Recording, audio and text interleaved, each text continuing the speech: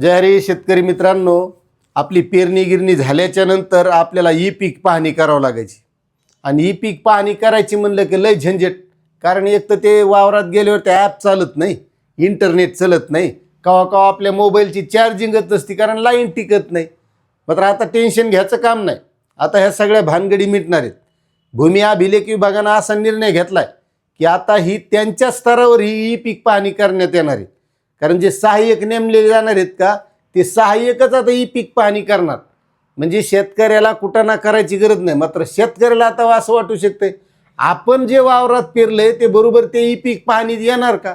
100% येणार. त्याच्यात टेन्शनच घ्यायचं नाही. कारण भूमी अभिलेख विभाग काय करणार इथून पुढं, जे नेहरू युवा केंद्राचे तरुण आहेत, त्याच्यानंतर गावागावातील महिला बचत गट आहेत आणि जे नेमलेले सहाय्यक आहेत, यांच्या माध्यमातून ही ई पीक पाहणी केली जाणार आहे. आणि महत्त्वाची याच्यात गोष्ट अशी की तो युवक जोपर्यंत ते ॲपचा मोबाईल घेऊन आपल्या वावरात बरोबर 20 मीटरच्या आत येत नाही तोपर्यंत ते ॲप ती ई पीक पाहणी स्वीकारणार नाही. म्हणजे शेतकऱ्याच्या 7/12वर ॲक्युरेट नोंद होणार आणि शेतकऱ्यांना पीक विमा भरायचा असेल, शेतकऱ्यांना ई पीक कर्ज घ्यायचं असेल, ह्या सगळ्या गोष्टी आता शेतकऱ्यांची या माध्यमातून मुक्ती होणार आहे. आणि यामध्ये महत्त्वाची गोष्ट की आता या ई पीक पाहणीला ॲग्रिस्टॅगचा फार्मर आय डी जोडलेला राहणार आहे. मग ज्या शेतकऱ्यांनी फार्मर आय डी काढलेला नसेल त्याची ई पीक पाहणी होणार नाही, कारण ते ॲपच घेणार नाही. अशी ही महत्त्वाची गोष्ट शेतकऱ्यांसाठी आता भूमी अभिलेख विभागानं केली. म्हणून आता शेतकऱ्यांची या ई पीक पाहणीतून मुक्तता होणार आहे. म्हणजे टेन्शन घ्यायचं नाही.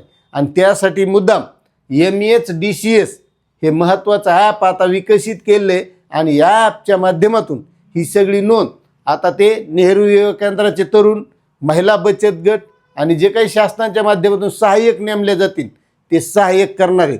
त्याच्यामुळं आपण टेन्शन घ्यायचं काम नाही. आता ते येणार, ई पीक पाहणी करणार. मात्र त्यावेळेस त्याची पिकाची किती नोंद करायला आहे हे पाहणं आपलं काम आहे आता.